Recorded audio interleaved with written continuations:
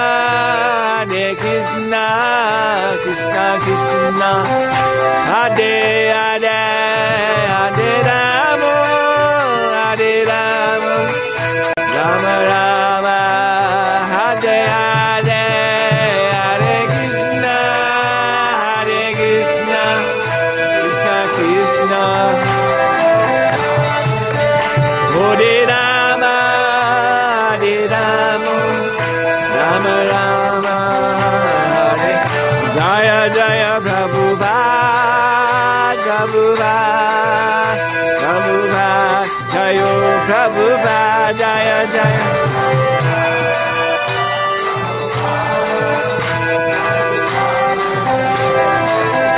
Nittai Gaura Haribo, Haribo, Haribo, Gaura Haribo, Nittai Gaura Haribo, Haribo, Haribo, Gaura Haribo. Hare Krishna. And so we continue with our seminar on Transcendental Psychology.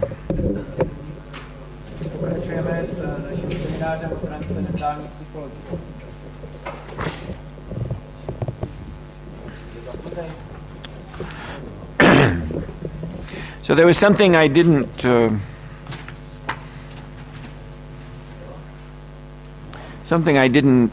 mention in the last class that we had.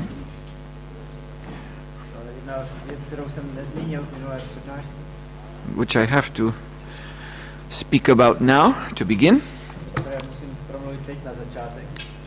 And that is about the 4 levels of consciousness.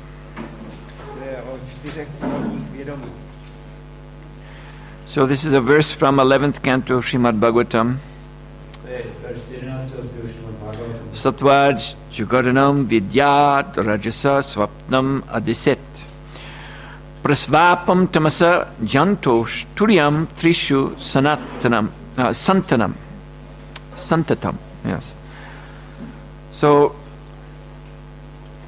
the wakeful state, Jagrata, this is born of the mode of goodness. The dream state, Svapna, is born of the mode of passion. And then the dreamless state, Susupti, is born of the mode of ignorance. And then there's a fourth state called Turiya, which is transcendental. We know this as Shuddha Sattva or Vasudev Sattva. Pure goodness without any tinge of material nature. So this verse describes that this fourth state is actually the basis of the other three.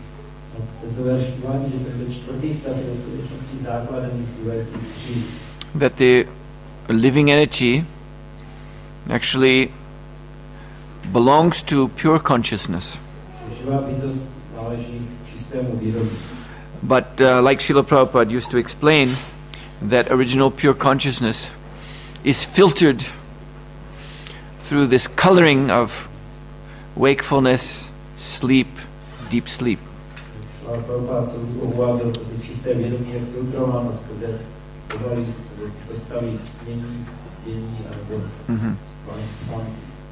So now this is important. You'll see why as we develop today's seminar.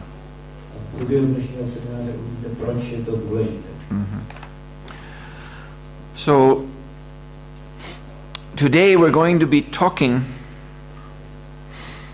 about how consciousness is conditioned by these modes of nature.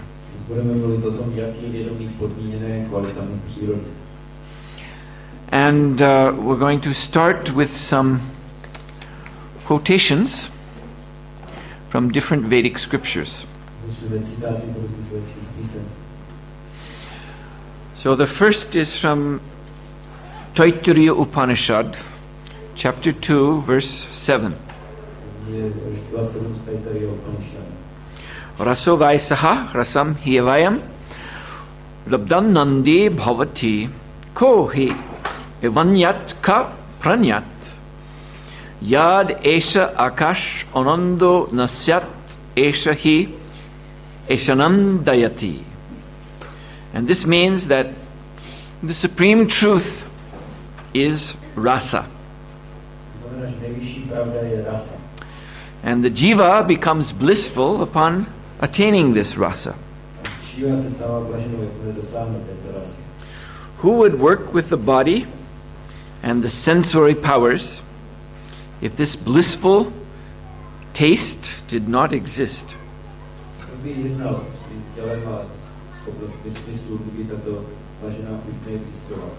He gives bliss to all.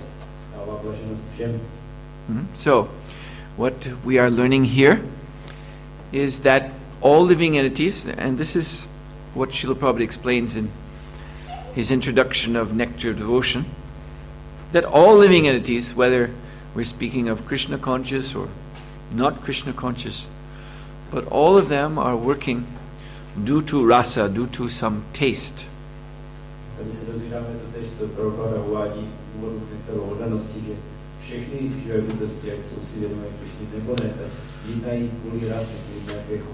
And in this verse we're seeing that all forms of this rasa that people are pursuing after in their work, it all comes from one ultimate source.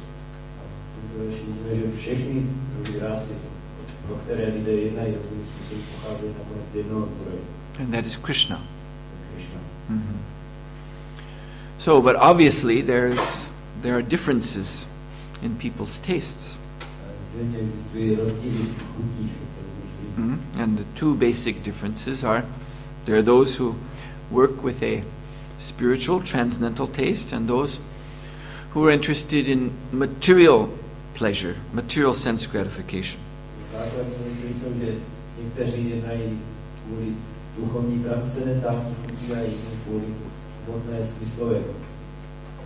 So let us now start to look at this difference.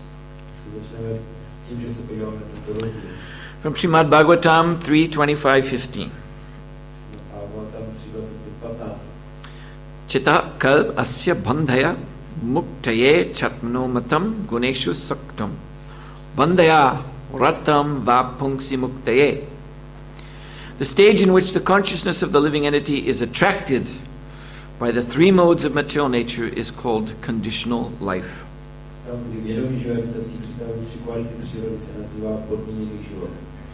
But when that same consciousness is attached to the Supreme Personality of Godhead, one is situated in the consciousness of liberation.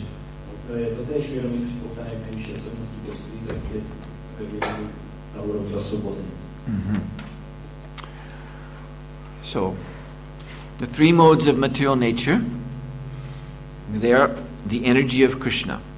Mm-hmm. But what kind of energy is that? In Bhagavad Gita, Krishna uses the term bhina, which means separated energy. And then there is Krishna and Krishna's own transcendental nature. Krishna for this uses the word mama, which means my own. Mm-hmm. So, yes, both ultimately have the same basis.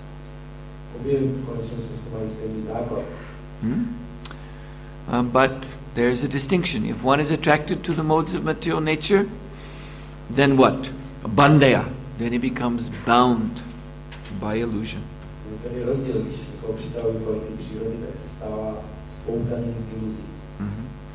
And if one is attracted to Krishna himself, then that is the consciousness of liberation.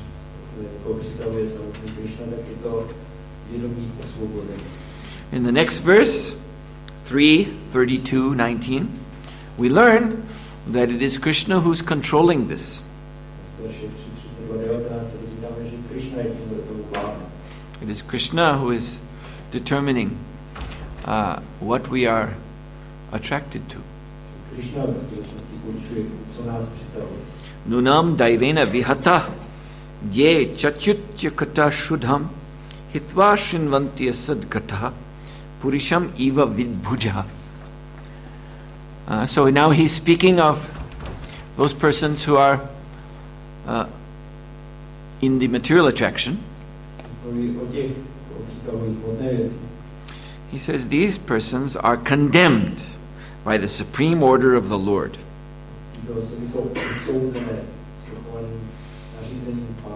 Because they are averse to the nectar of the activities of the Supreme Personality of Godhead, they are compared to stool-eating hogs.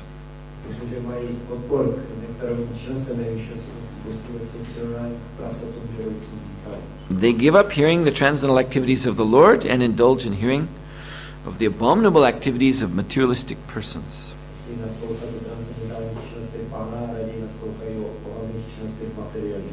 Yes. So, these persons are condemned. Mm-hmm. They've been placed in that condemned category by Krishna. And this is due to the nature of their desire. Rig Veda 10, 129-4.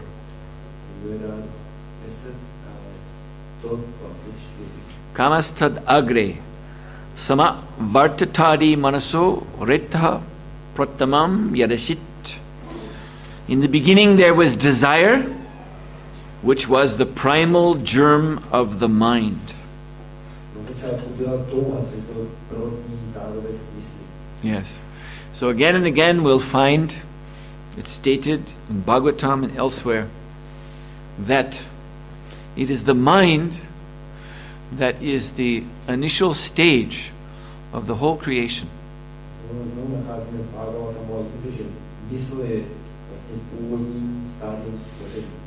Things evolve from from subtle to gross. And the germ of the mind, the seed root of the mind itself, is desire.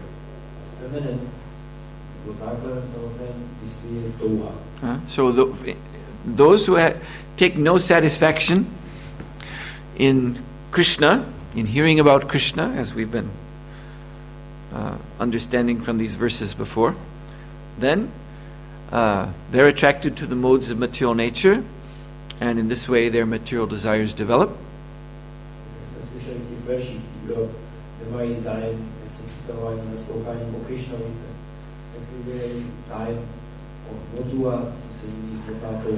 And they need a material mind in which these desires can grow up and become thoughts, become plans for sense gratification.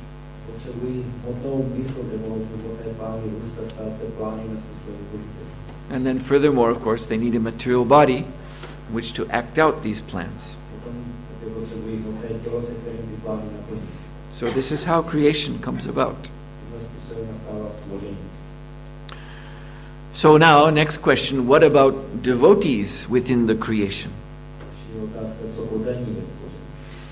So Sri Prahlad Maharaj says, Naivo dvije para duratya vaitaranyas Tvad virya goyana mahamrita magna chitta Suchetito vimukka chitasa indriyarta maya sukhaya bharam udvahato vimudhan.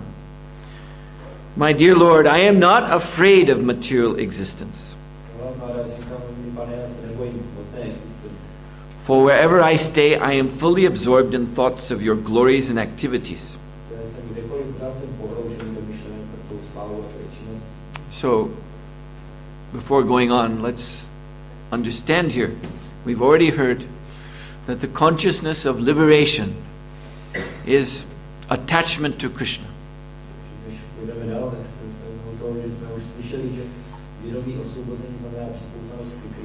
And the consciousness of bondage is attachment to the modes of nature. So Prahlad Maharaj is saying, I am attached to you. So even though he's here in the material world, there's no question of bondage for him. So why would a pure devotee be here then? So chetato vimukka chetasa indriyarta maya sukhaya bharam udvahato vimudha. That my only concern is for the fools and rascals who are making elaborate plans for material happiness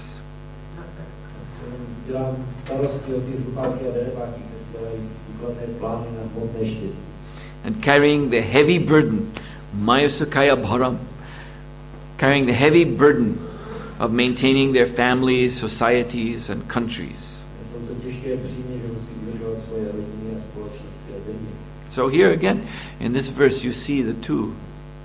Prahlad Maharaj represents the pure devotee and those who are involved in Maya Sukha, sense gratification.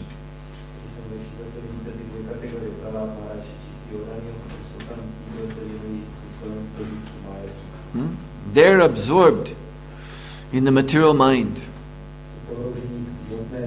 making elaborate plans for sense gratification. That's the nature of their consciousness.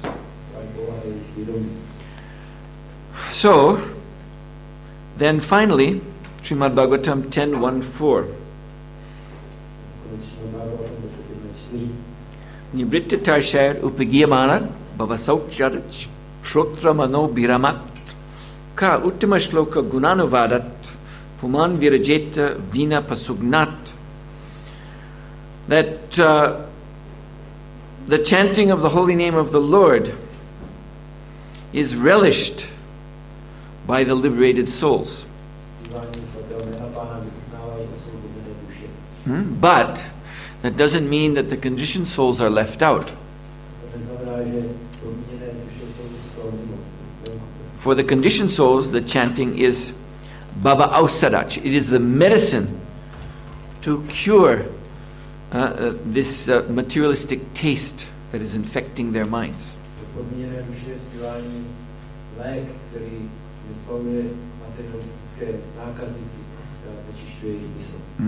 Therefore, the chanting of the holy name is for everyone,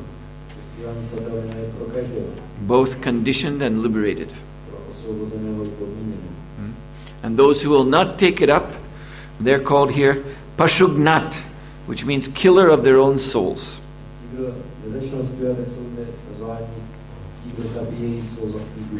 Yes.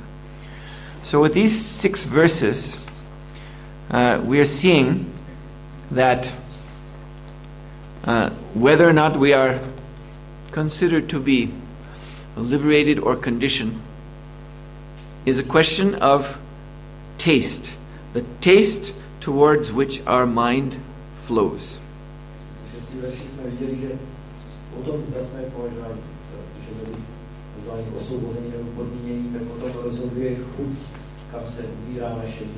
Mm-hmm. And when our mind flows to the material nature, then we become conditioned by material consciousness. And this conditioning is in terms of what we've explained in the beginning of the class. That we're sometimes in a state of deep sleep or unconsciousness. Sometimes we're dreaming, and sometimes we're awake. And so we're going through these 3 phases, and these each, as we heard, represent the modes of material nature.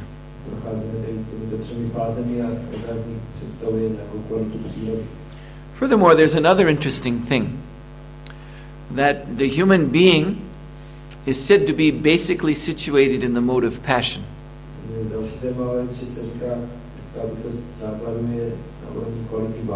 Mm-hmm. So if the human being is basically situated in the mode of passion, then that means basically our consciousness is svapna, is the dream state.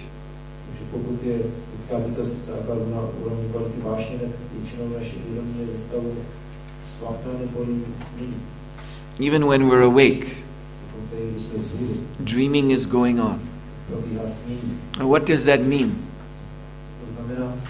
You see, when we dream at night, then our mind is interacting mainly with our memory and the desires that are stored in the memory.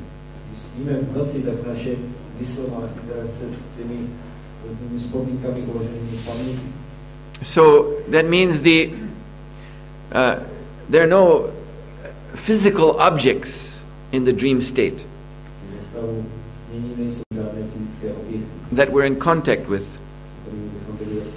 We're in contact with images of our own desires. And so that is what is going on in human consciousness. When human beings look at this world, they're not seeing the world as it actually is. Very prominent coming up between their perception and the object are their desires.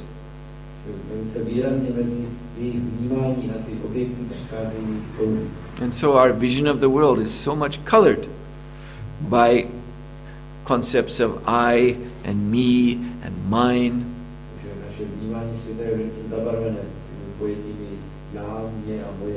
And attachment and hatred. This is all coming from desire. Yes, so human beings are very, very much under the sway of their desires in relationship to this world. And so therefore it is very much like a dream, even when we're awake. And this is what Prabhupada used to say. He said we're having at night a night dream, and in the day we're having a daydream.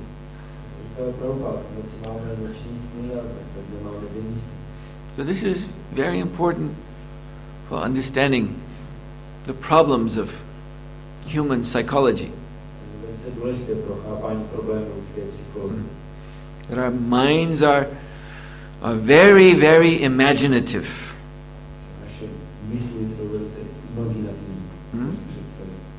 Actually, here I have a quote from Srila Prabhupada where he's saying that we're creating out of our imagination in this material world so-called friends, so-called enemies.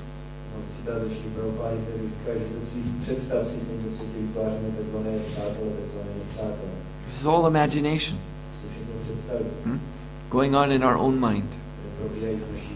Hmm. So now we want to understand how the living entity is becoming conditioned. How he's coming into these modes of nature.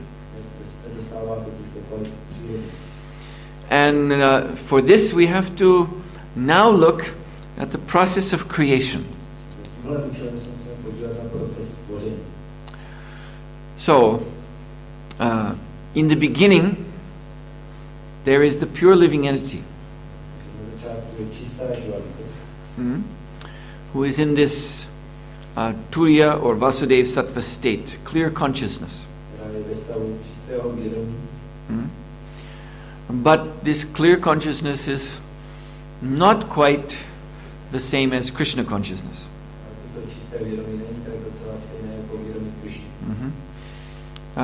What is lacking? What is lacking is this transcendental rasa. So this Turiya clear consciousness is a state of self-realization. Understanding oneself to be pure spirit. So this is the beginning point. And in this state, one is under the shelter of Lord Vasudeva. So who is Lord Vasudeva? Vasudeva is an expansion of Krishna for his pastimes outside of Goloka Vrindavan. For instance, Dwarkadish, the Lord of Dwarka, Krishna as the Lord of Dwarka, is Vasudeva Krishna.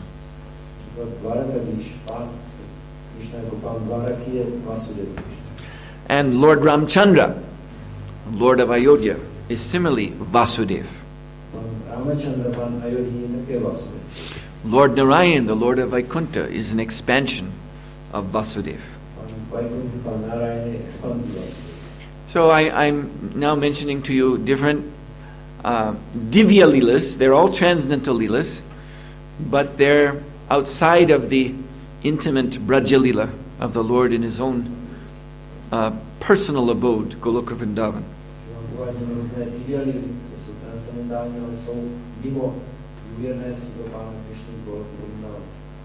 And now the last time we met, I told you that this creation is also a Leela of the Lord.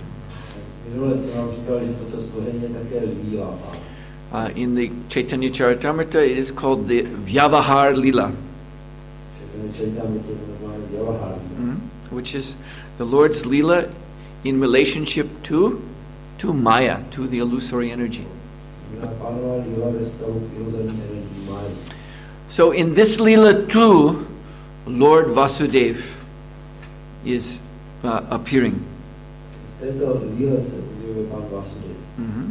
So this is the initial stage, or what the Upanishads call the Brahman stage.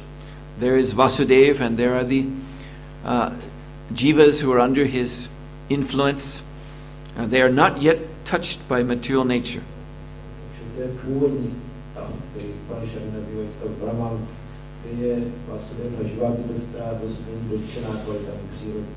Now Lord Vasudeva, he expands into what is called the Chatur Vyuha, which is the four forms. Chatur means four, and Vyuha means it's something like design. In other words, it's like a square, and on each corner there is one form of the Lord.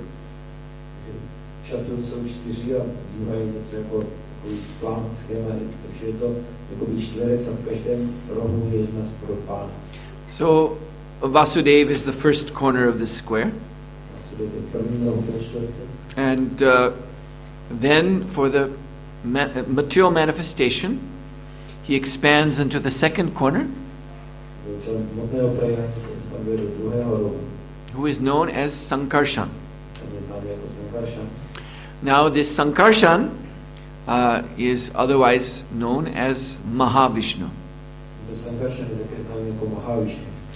So as you well know, Mahavishnu, he is lying down on the causal ocean. Causal ocean is called Karanabdi. Karanabdi means causal ocean. And he is in a state of yoga nidra. Now in this nidra, seeming sleep, he is enjoying his own transcendental pastimes.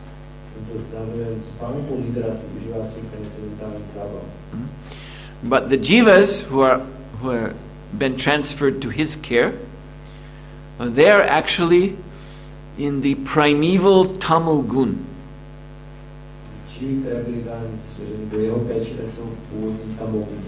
See, so Lord is sleeping, jivas are sleeping, but there is a great difference between the nature of these sleeps.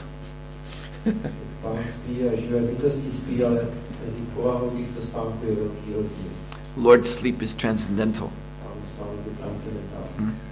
The jiva's sleep is actually, they are in this susupti state, total unconsciousness. And it's in this unconscious state that the seeds of desire are there. Yeah? What we heard from the Rig Veda, the root of the mind. So this susupti state is the root of desire. And actually, this root state is actually a kind of embodiment.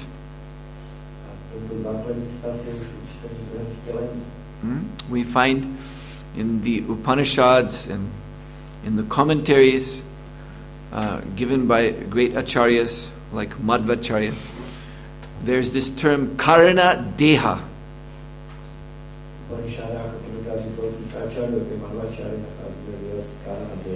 which means causal body. So actually, when you're sleeping at night and you pass into this unconscious state, this dreamless state of sleep,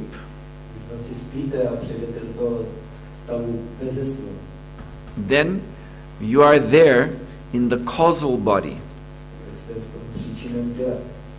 That causal body is simple to understand. It's the root state of material existence from which the mind and the gross body come out.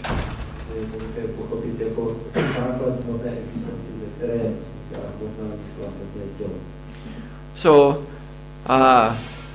seeds of desire are there, implanted, embedded within the causal body. So, then from here, Sankarshan or Mahavishnu, he expands further into the third quarter of the Chaturvyuha. And this is, he is known as Pradumna or Garbhodakashayi Vishnu. So it is here, with this expansion, that the Mahatattva is manifest. So the Mahatattva is the primal mind. We could say a metacosmic mind. I don't know how much you know about classical philosophy, like the philosophy of Plato. But Plato had this idea of some ideal state in which all the items, all the ingredients of this gross existence are there in a kind of ideal form.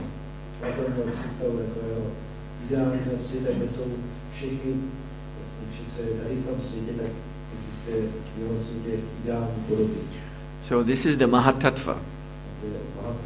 Within the Mahatattva, you have mind, intelligence, false ego. You have all the senses. You have the sense objects also. But they're in a subtle state. And the creation, as it unfolds, is drawing from that Mahatattva. The Mahatattva provides the form for the gross creation.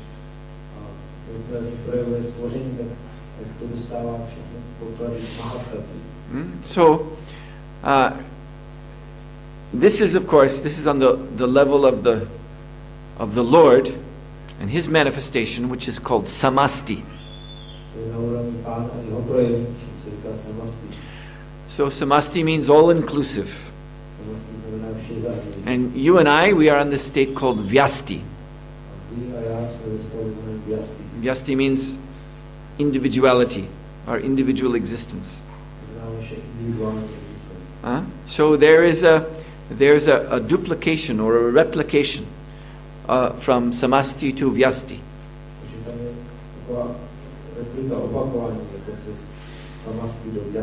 Whatever is happening in this great cosmic unfoldment is also taking place in our own body. And you have direct experience of this. You see, from out of the subconsciousness, this karana deha, this root state,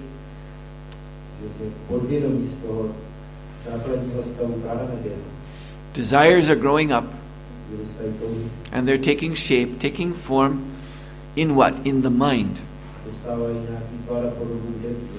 The subtle body, which is called linga sharira. Yes. So this is this Hiranyagarbha or Garbhodakshaya Vishnu state of creation. At this state, then the idea of this world comes into being.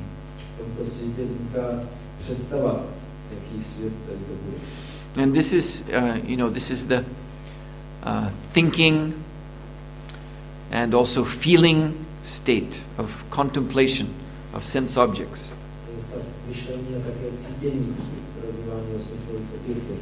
So here the desires are becoming stronger and stronger. And so what has to follow is the gross manifestation. So then Pradumna, he expands one more time as Aniruddha. And Aniruddha is the source of the super soul. And the super soul enters into the heart of every physical body created by Brahma. Now, as you know, Brahma appears on the lotus flower that grows up from where? From Garbhodakshaya Vishnu's navel.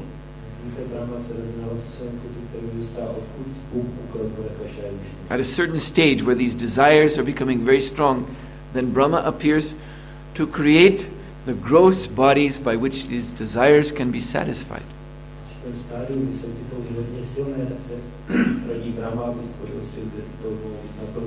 And Lord Aniruddha, Paramatma, enters into the hearts of these bodies along with the jiva.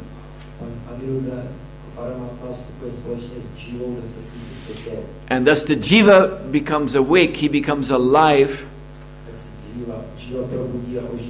to material activities.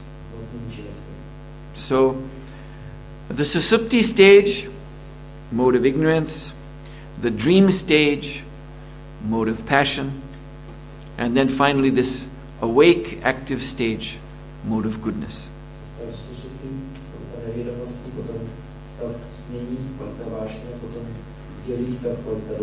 Now, we are experiencing this every 24 hours.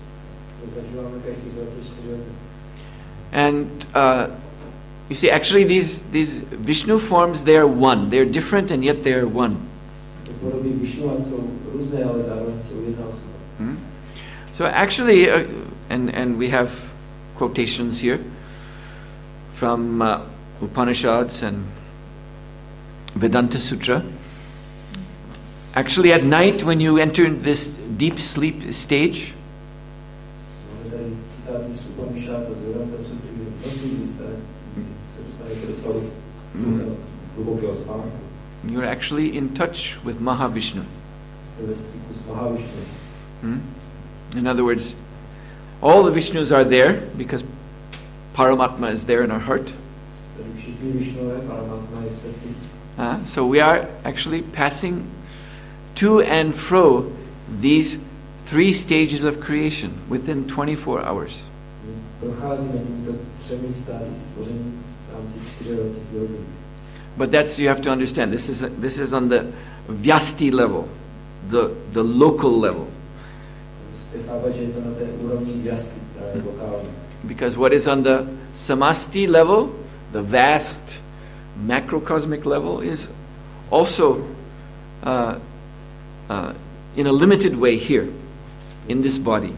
Co je na té makrokosmické úrovni Samasti, tak je určité malé úrovni tady.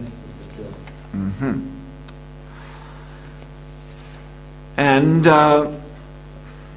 this is, because of this, the yogis, they, by their meditation and austerity, they are able to manipulate these stages of consciousness.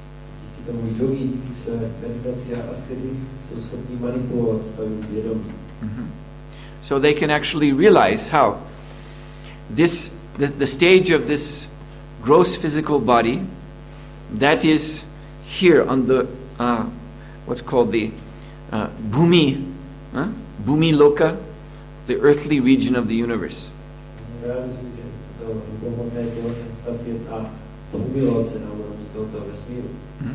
Burloka. And then when the yogis get into the Linga Sharira, the subtle mind,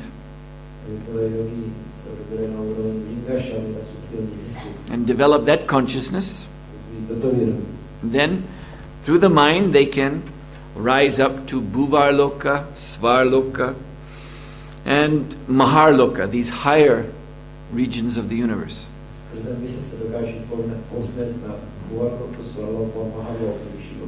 Because these regions are within the cosmic subtle realm.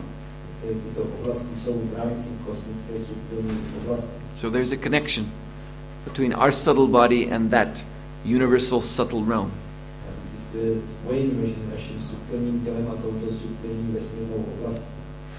And then the yogis who develop this Karana Deha, this causal body, purify it and use it to move around in the universe they can achieve Tapaloka and Satyaloka.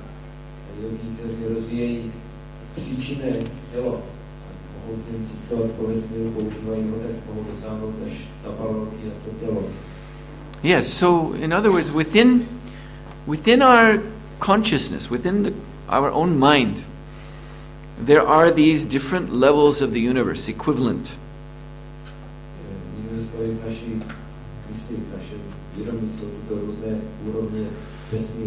And there are the lower levels also, which are predominated by the demons. All of that is within this mind that we have. So the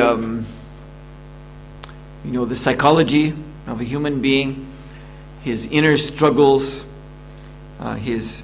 this fight that he has between doing good and doing bad, all the different influences that are coming out. This is a replication of, on the cosmic level, the fight between demigods and demons and all the different levels of consciousness that are there on different planets.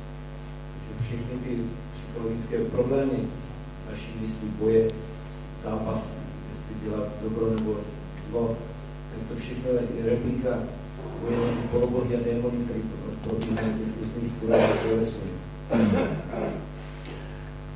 So, these different states of consciousness are associated with these different expansions of the Lord. And we have come along in these expansions. But not to associate with the Lord in His Leela. But as we were explaining the other day, our interest is to enjoy His energy. So this is the manifestation of the three modes of nature and the states of consciousness that are associated with them. And so here we are. You see, this is what we're experiencing right now. And we are conditioned by this. And we will continue to be conditioned by it until we turn away from this attempt to enjoy the material nature and take up the service of the Lord.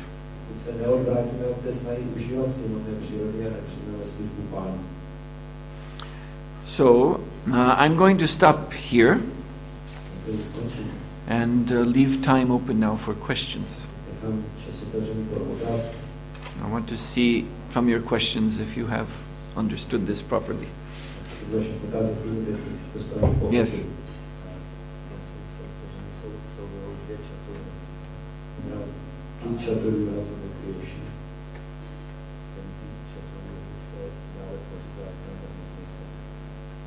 From which one of them is this particular world being manifested? No, this is the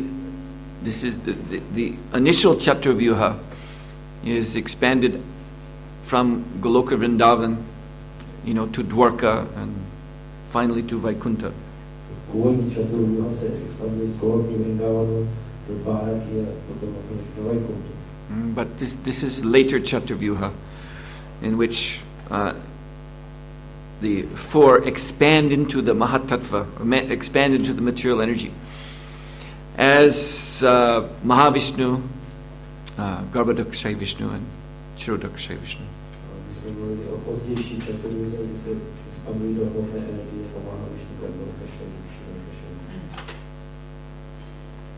Yes, in the back.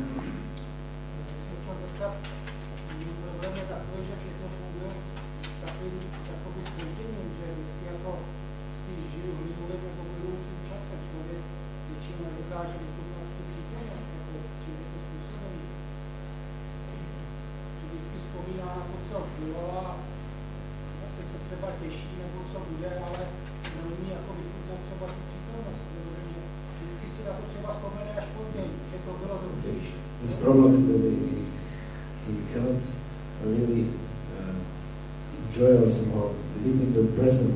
He either remembers his past or taking pleasure from the remembrances or looking forward to the future. So he's asking what is this cause? If we cannot live in the present and either remember the past.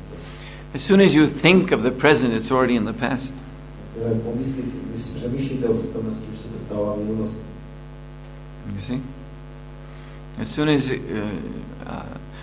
in the time it takes for an object out there to become registered in your mind, time has already passed, and the thing that's in your mind, it's just an image now, and the thing out there has already changed.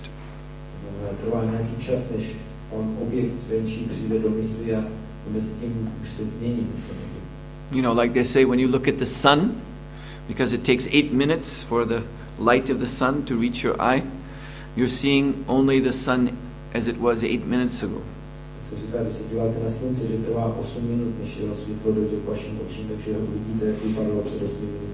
And even objects up close, there is some slight time gap.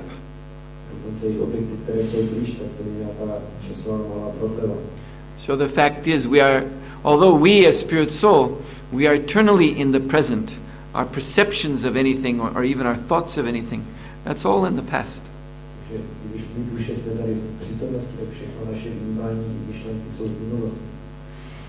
And that's Maya. Means nothing is actually real that we're perceiving.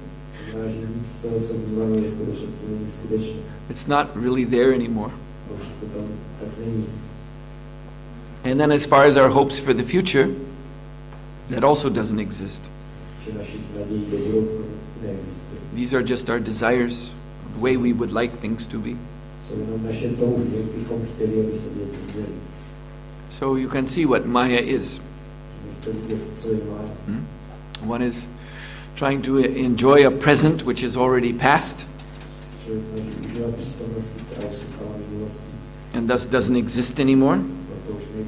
And one is thinking about a future which also doesn't exist. And when it does exist, it will be past. As soon as the future comes into our realm of perception, and we start to engage with it, it's already the past. It's already gone.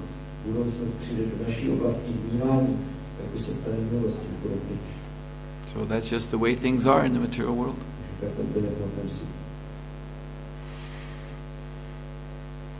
Yes?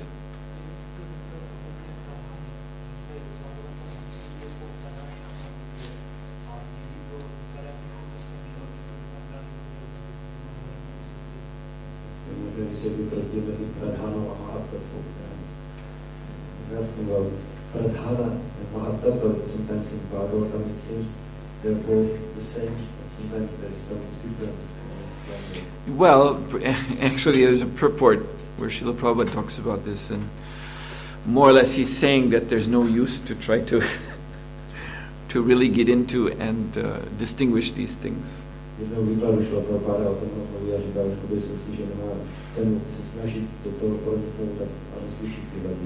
But just for convenience sake, we can take pradhan. Pradhan means source of ingredients. And Mahatattva is the manifestation of ingredients. So pradhan is mula prakriti, the root prakriti. So it's not manifest yet. It's like raw material. Like a bag of flour. You have a bag of flour, then you have the potential for puris and chapatis and samosas and so many things.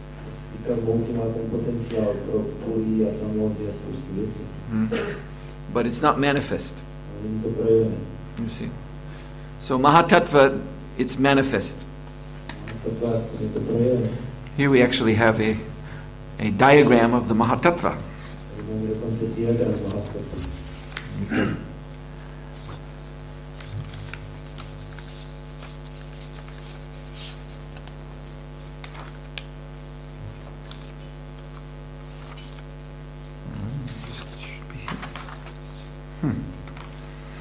Well, it was here, now it's disappeared.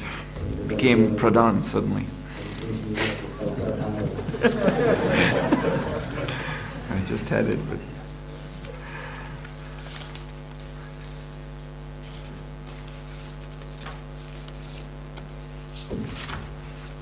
Oh, here it is. Pradhan became Mahatattva.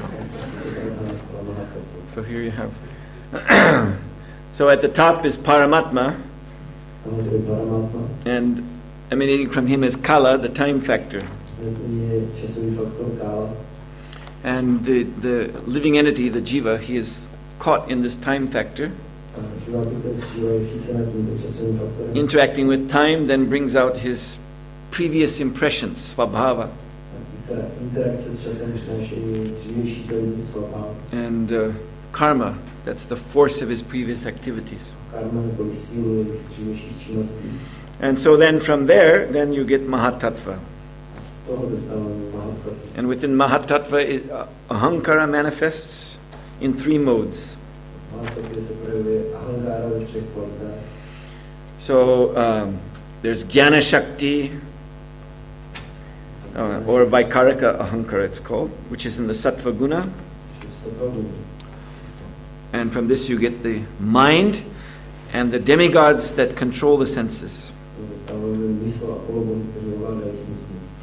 Then the Kriya Shakti, or the Adhyatma Shakti.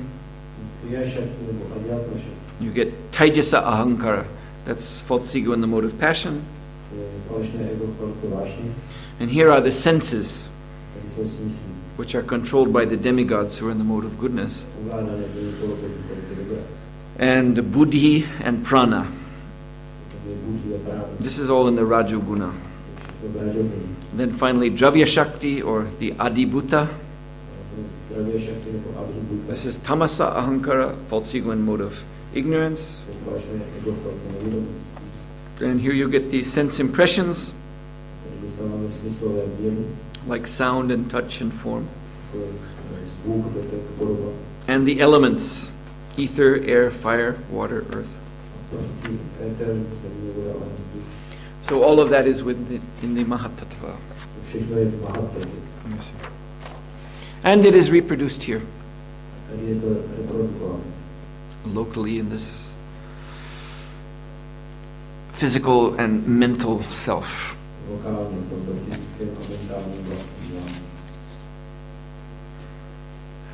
Anything else? Yes?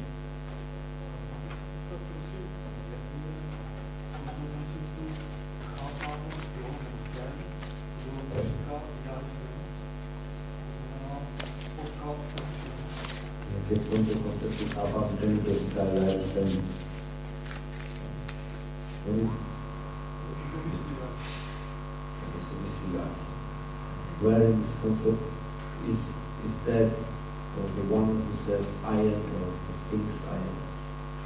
That is the living entity, the spirit soul. That is the basis of the sense of identity. But when the living entity is caught up within this creation, which we've just described, then his sense of identity is transferred to the modes of material nature. And so then, depending on what mode is prominent, he'll identify either with the mind, if he's in the mode of goodness, or with the senses in the mode of passion, or with the sense objects in the mode of ignorance. He thinks these things are himself. But that's illusion.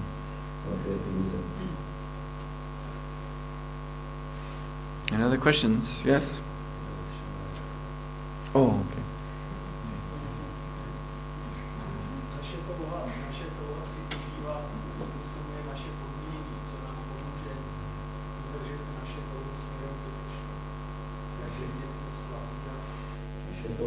Způsobuje naše podmínění, co nám pomůže udržet si touhu nebo nasměrovat touhu ke Krishna.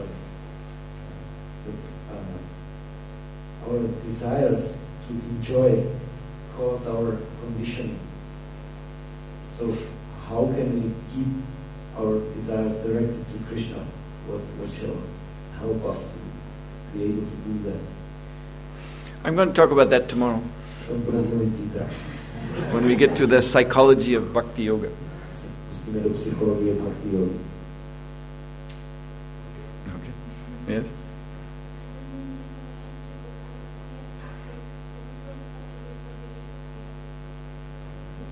Původní mysl naší připoutanosti v srdci nebo světový plodní myslí. Is the original place of our attachment in our heart, or is it a product of the mind? Well, you see, we've been speaking in the these seminars how the mind is simply the result of a transformation of consciousness, pure consciousness.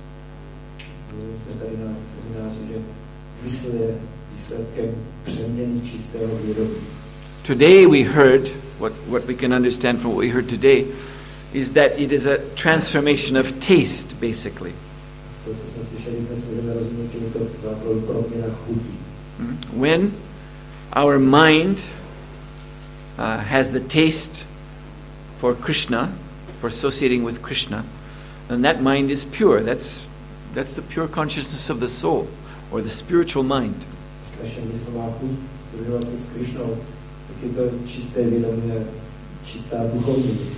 And when the mind wants to associate with the modes of nature, then that is the material mind and the material identity coming out.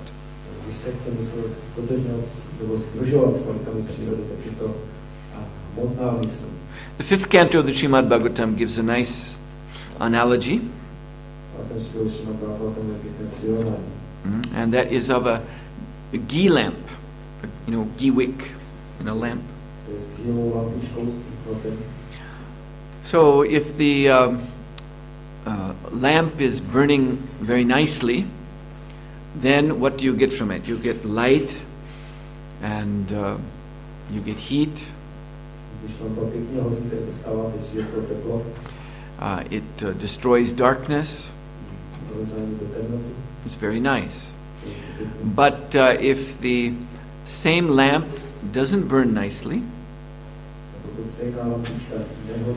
then the flame is weak and sputtering, and is also smoky, and it even makes the lamp, the brass of the lamp, all black. So in other words, this same lamp, the same ghee wick, fire, flame, is producing darkness instead of light.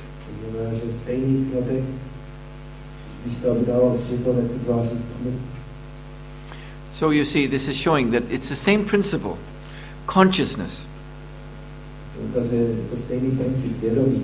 But material consciousness enwraps us in darkness. And that consciousness is called the material mind. So when that is purified, then it's the spiritual mind. And that is giving us illumination. With that mind, we can understand what is Krishna.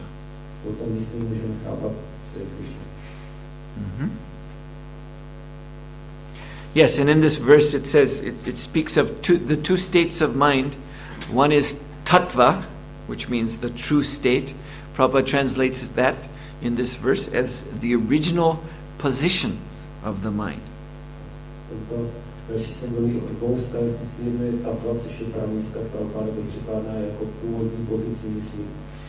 And the materialistic state of the mind is called vritti. And Prabhupada translates that as various engagements. Means here that the mind is not engaged in Krishna consciousness, but it's engaged in 11 vrittis. So 5 of the 11 are in the sense objects. You see, when it is absorbed in hearing something or seeing something, that means it's looking after the objects of the senses.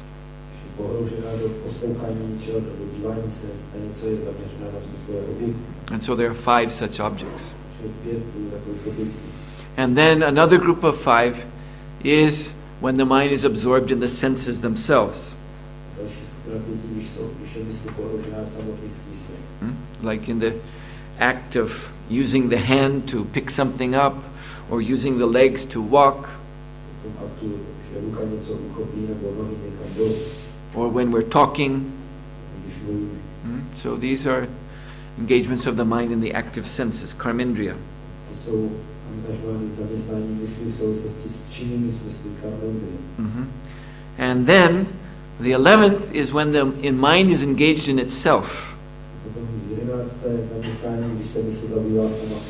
In mental concoctions and feelings of self-importance.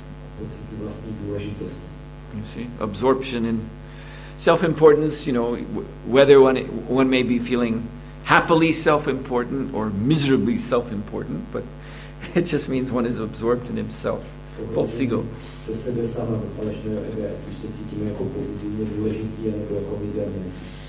So these are the 11 engagements of the material mind,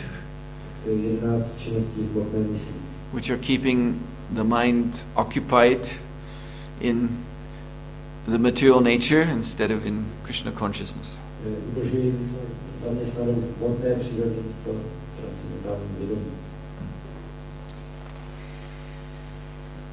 Anything else? Yes?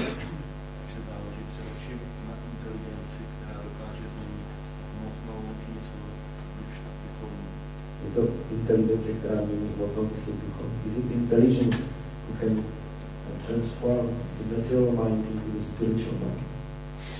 Not by itself, no. The material mind is a product of the mode of goodness, and the material intelligence is a product of the mode of passion.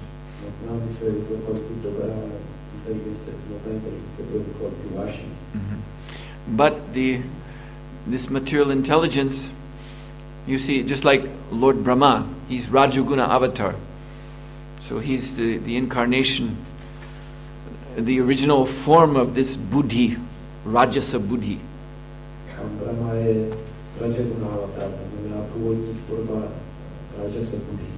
So on the one side, Brahma he's manifesting this creation. But on what basis is he doing that? On the basis of instructions he's receiving from Paramatma. So if we use this intelligence to receive transcendental knowledge from Paramatma, from Shastra, Sadhu, Guru,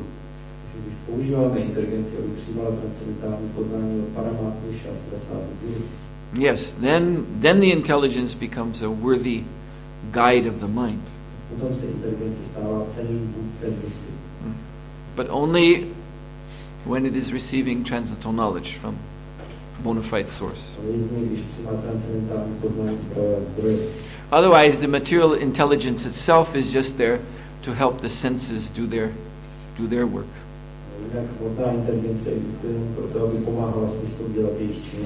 And it's the storehouse of memories, and it just has material functions. It's the place of our dreams, sleep and dreams. You see? So it's the intelligence that has to be spiritualized first of all.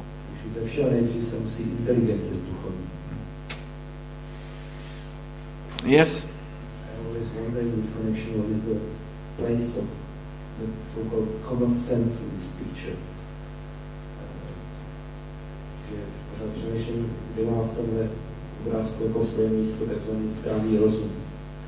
How do you mean common sense? Like, because I would like to tell you one exchange I had with my Guru Maharaj, to be honest, that he told me all our practical activities we perform on the basis of the common sense. And I objected actually there's a purport in the second canto of Prabhupada says the philosophy of Krishna consciousness has nothing to do with the common sense. And he said yes, but now we're talking about practical things, not the philosophy. So this common sense by which we decide what to do and see what is right. Takže já jsem to ilustroval jako rozhovorem s Guru Maharajem, který mi jednou říkal všechny praktické činnosti, které když děláme na základě zdravého rozumu. Já jsem říkal, ale hledal tomu jednou výkladu, že filozofie vědomí Krišny nemá nic dočinit se zdravým rozumem. On říkal, ale teď mluvíme o praktických věcech a ne filozofii. prakticky jako zdravý rozum, jak se rozhodovat, co udělat správně a jak to udělat. So there's a purport in the second canto of Srimad Bhagavatam in which Srila Prabhupada also includes mind, intelligence, and false ego as senses.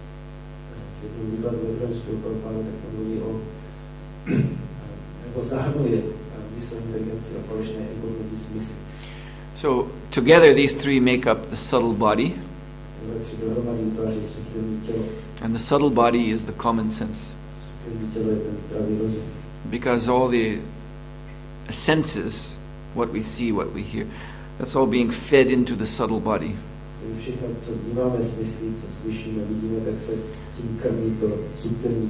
And mind, intelligence, and false ego are just different departments of the subtle body. So mind receives the sense impressions and sorts them according to the mind's taste or feelings. And then the intelligence also sorts them, but on a more subtle basis, more abstract intellectual value system. So, sometimes the intelligence will override the mind. Just like, for example, taking medicine. So the intelligence knows you're sick and you have to take this medicine. But when the medicine goes on the tongue, and the tongue informs the mind goes, oh, that's tasting very bad.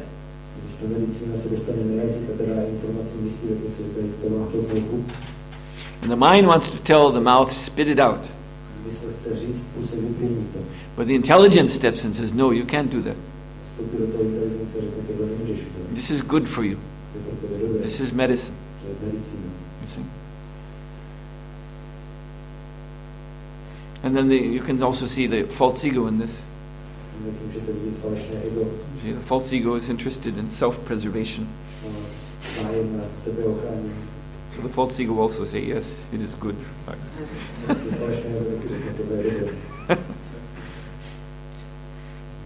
False ego is the finest of the three. And it pervades the other two. It pervades the buddhi and the manas, the mind. Yeah. Also speculating that common sense also often means to make the right, proper decision. So I thought, is it maybe that's when we are able to hear the super soul even without our knowing, that we make the right decision. So can it also involve super soul? You want to translate your question? Já jsem ještě spekuloval, jestli v tom může být taky nějak zahrnutá na duši, protože jako zdravý rozum často znamená, že uděláme správné rozhodnutí, a jestli to teda znamená, že jsme schopni slyšet radu na duše, že ona v tom je taky zapojená, nejen jako myslím, Well, I would agree with that if it's understood that this is indirect knowledge coming from the super soul, not direct. Direct would mean transcendental knowledge.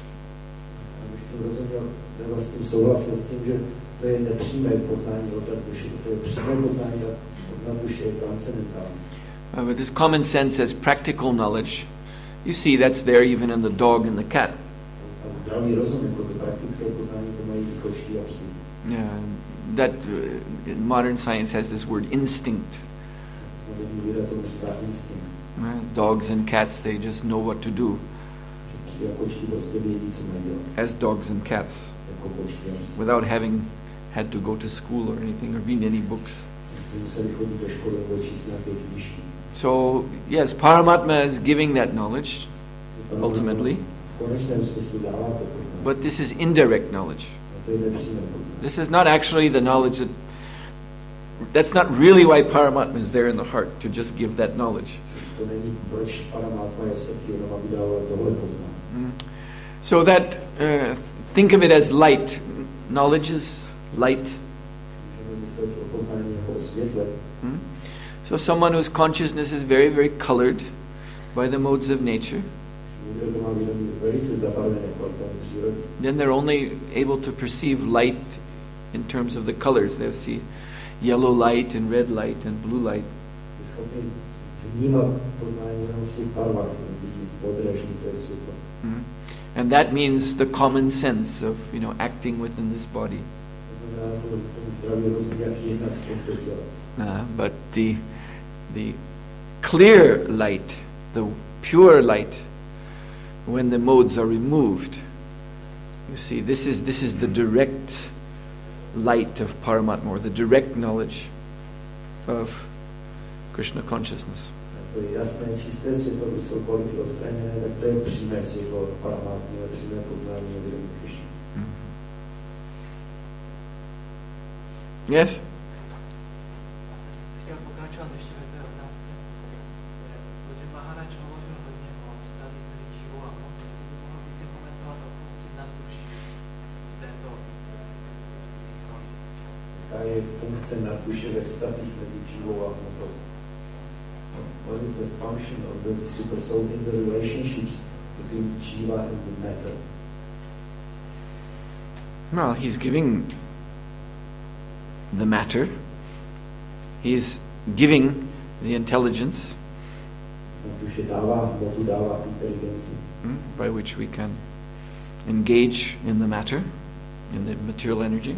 pomocí které můžeme se nějakým způsobem vztahovat. He's giving the senses the power, the prana, by which they can work.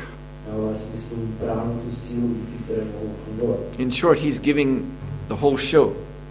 V krátkosti prostě celé to show tedy umožňuje nad You duši. take away Paramatma and there wouldn't be much left. Když vezmete Paramatmu pryč, tak moc toho nezbývá. But the one thing that he's not giving To je jedna věc, kterou nedává, is our choice. je naše volba. So I was explaining this the other day. The same situation, living entity, Prakriti on one side, Paramatma on the other side. The same situation can be pure, is an opportunity to serve the Lord, yajna, perform sacrifice, to satisfy the Lord, and participate nicely in this particular lila of the Lord, Vyavahara lila. Když se mluvilo o té Vyavahara lile, že stejná situace může být krásnou příležitostí, jak sloužit Pánu, jak se zapojit do jeho zábav. Or it can simply be what we call Maya. To může být jenom co, čemu říkáme Maya. Manaksastani indriyani prakriti stani karshati. Struggling with the mind and the sense objects. Zápas myslí a smyslovní objekt. And so what's the difference? The difference is determined by our choice. V čem je rozdíl, to je určené naší volbou. How's that when we were in Lututin, because we were lecturing in the garden, so then I started to talk about the garden. Jsme byli v Lutetině, tak byla přednáška na zahradě, já jsem začal mluvit o té zahradě. And I was pointing out, consider all in this garden that's given by Krishna. Tak jsem ukazoval, uvažte, že všechno, co je v téhle zahradě, dává Krishna. The seeds from which the plants grow, where do they come from? Krishna. Odkud pocházejí semena, ze kterých vyrůstají ty rostliny od Krishna. The earth in which you plant the seeds, where does that come from? Krishna. Ta půda, do které zasazujete semena, pochází odkud od Krishna. The water which nourishes the seeds, where does that come from? Krishna. Pochází voda, která vyživuje ta semena od Krishna. The sunshine which is needed for the plants to grow, where does that come from? Krishna. Pochází sluneční světlo, které potřebuje rostliny, aby rostly od Krishna. So you take away any of those, you can't have a garden. Takže když cokoliv z toho odeberete, nemůžete mít zahradu. But even you have all of those, you don't necessarily have a garden either. Ale i kdybyste tohle všechno měli, tak to ještě nemusíte nutně znamenat, že máte zahradu.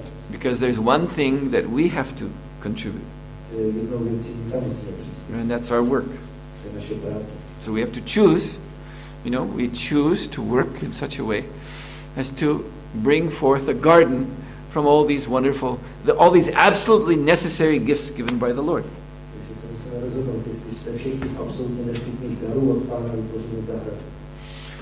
You see, so you can choose to work nicely, že si můžete rozhodnout, že budete pěkně pracovat, and have a nice garden, budete mít pěknou zahradu. or you can choose to be lazy Nebo si můžete rozhodnout, že budete líní, and say, well, let Krishna do it.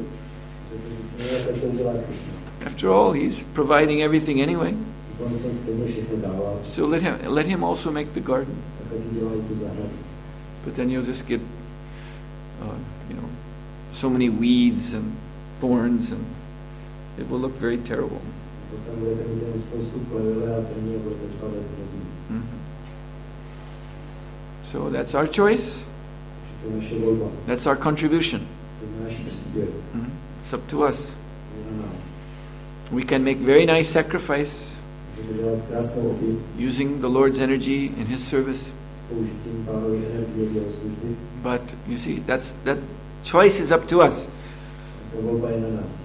We cannot say, yes, I'm surrendered to Krishna, so therefore let him do everything. Nemůžu říct, já jsem odevzdaný Krišnovi, tak ať tomu všechno udělá. That is actually not surrender. To není odevzdání. Like Prabhupada said, we don't find in Bhagavad Gita that Krishna tells Arjuna, you just sit down and smoke marijuana and I'll fight the battle for you. Don't worry. Prabhupada říkal, že my najdeme v Bhagavad Gita, že by Krišna řekl, že se tady posadí kouřit si marihuánu a já tu bitvu vybojuji za to, si starost.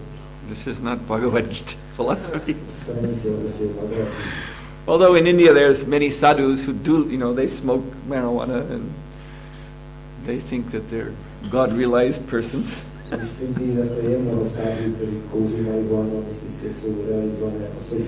And they just, their main activity is, either begging or laying under a tree, Hlavní činnosti jsou buď žebrat nebo ležet pod stromem, smoking and sleeping. kouřit a spát. But they're not actually following Bhagavad Gita. To nejsou následovníci Bhagavad Gita. Yes, Maharaji there.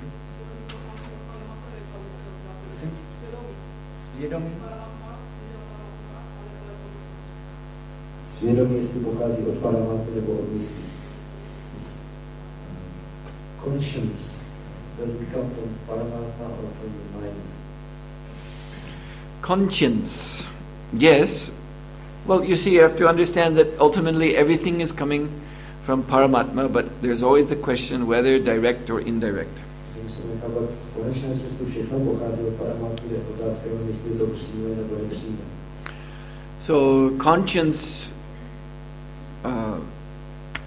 the people who don't have any conscience at all are considered to be mentally deranged. They're called psychopaths.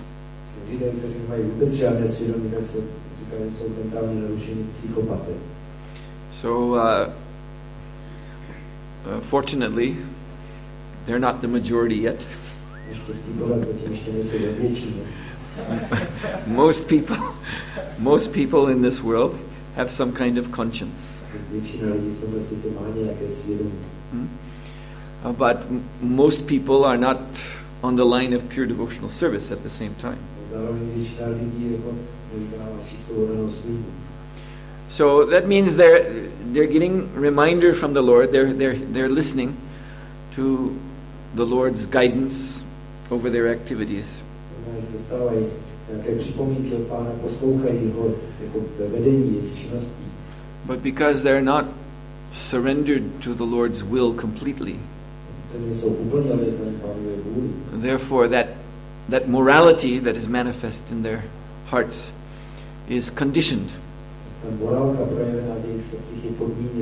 So, there's different religions and different cultures. And so there's therefore different senses of innocence and guilt.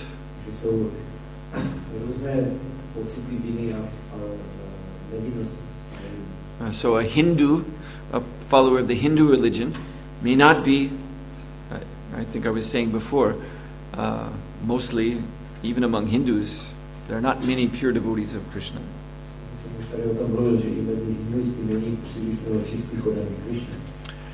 So they're not pure devotees of Krishna, but something like, an activity like cow killing a cow and eating the flesh, they have very, very strong moral reaction to that. That's they consider just the worst thing you can do. Nejsou čistělení Krišny, ale vůči zabíjení krav. Mají velký odpor, velké protesty a vidí, že to je nejhorší, co by se mohlo udělat. Whereas a Muslim or a Christian, no problem. Muslim nebo křesťanství nemá problém. Not that they don't have any conscience, Ne, že by neměli žádné svědomí. but in that area, it doesn't register that there's anything wrong with killing a cow and eating the meat. V této oblasti neregistrují, že by bylo něco špatného na tom zabít krávu a jíst maso. So conscience is there, but the modes of nature are different. Svědomí tady je, ale kvality přírody jsou různé. And so, this is, as I said, this is the hearing Paramatma indirectly, receiving knowledge from him indirectly.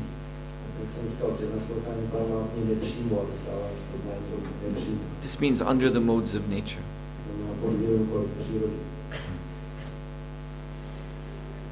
Okay, we have 4 minutes left in the back there.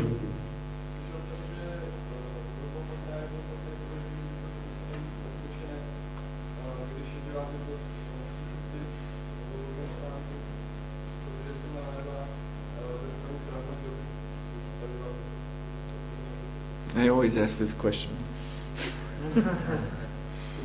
This is not Brahma Jyoti, to be in Susupti. It is said in the Shastras that it is to be merged into Brahman. But this Brahman means, again, Mahavishnu. And the living entities who are merged in him, they're in the primeval Tamo Guna. So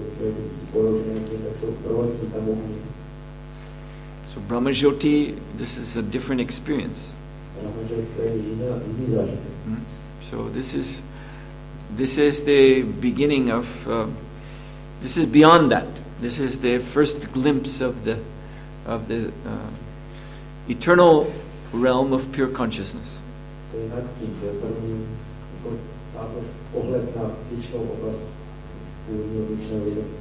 It's a faraway glimpse, therefore in Brahma Jyoti nothing is clear, just light.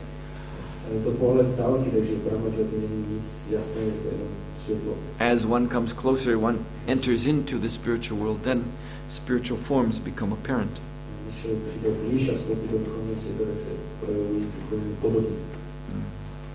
But this Susupti is securely within the modes of nature. Particularly the mode of ignorance. Although again, it is stated in the Shastra, in this Vedanta and Upanishads, that when the jiva is in Susupti, he is wrapped in the arms of Brahman. So, but that Brahman means Mahavishnu.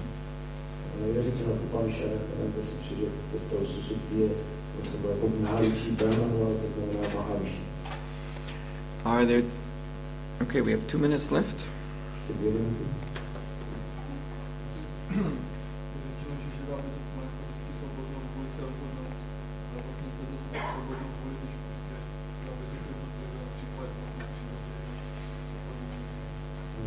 He said that humanity always has the free will to decide what kind of free will is it, and is so conditioned by the laws of nature. I didn't get the first part. The living entity is always what? He said to have always the free will. Free will. The opportunity. Yeah, well, yeah. He gives up the free will to become conditioned by the modes of nature.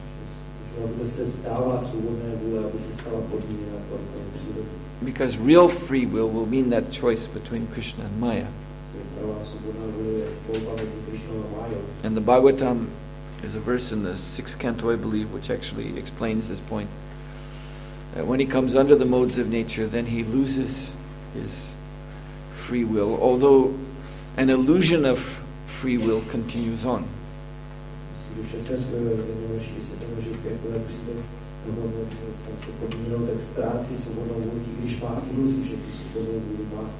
The illusion of free will is that we're still making choices, but these are choices between different features of our parabdha karma.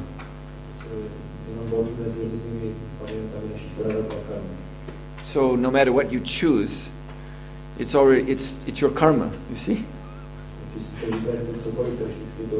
It's your karma to have this experience or that experience. You can choose between them. That you have, that power you have. But all you're getting is your karma, however you choose. That means it's within the material nature. A real free will would mean there's opportunity to choose Krishna consciousness. But that is very rare. Brahmanda Brahmete Kon se Bhagavan Jiva Guru Krishna Prasade Bhai Bhakta Latta Beach. Only when the Jiva becomes Bhagavan, fortunate, then by the grace of Krishna he gets Guru, by the grace of Guru he gets Krishna. You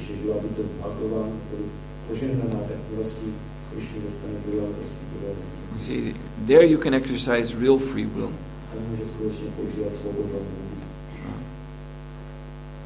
But you know, most of these living entities, they're not in a position to make any choice like that.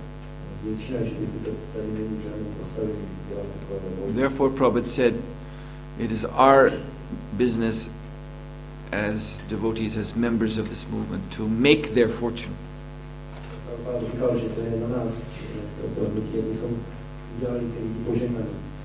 We can go to those living entities who are unable to make choice, and we can give them Krishna anyway.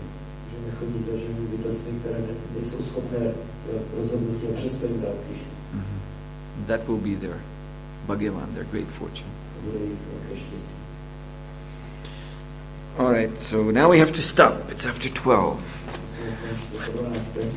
So tomorrow we will be speaking of the psychology of Bhakti Yoga. Very interesting.